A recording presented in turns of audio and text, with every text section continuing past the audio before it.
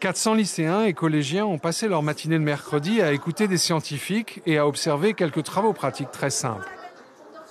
Pendant une semaine, on a invité plus de 500 chercheurs et gestionnaires du monde entier, aussi bien de l'Afrique du Sud jusqu'au Canada, la Russie et surtout des gens du Pacifique Sud.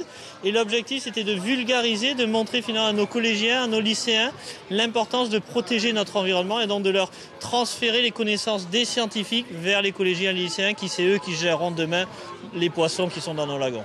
Cette implication de la population et surtout de la jeunesse se matérialise avec l'opération Un œil sur le corail.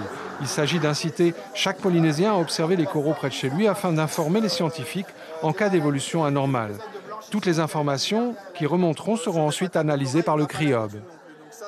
Un réseau qui s'appelle Un œil sur le corail, qui permet à chacun des Polynésiens autour de leur île d'être eux-mêmes les observateurs de leur lagon et de nous donner les informations sur des choses qui vont leur paraître étranges dans le lagon. Les lycéens les plus intéressés étaient généralement ceux des filières scientifiques, comme ces deux jeunes filles à propos de l'élevage des poissons. Là, on a des larves de parahapé, je crois. Et ouais. On nous montre un peu l'élevage des poissons ici. Puis c'est intéressant de savoir qu'en fait, ces petits poissons, ils sont faits dans des labos. Enfin, ça a été créé un peu par l'homme, alors qu'à la base, tout est naturel.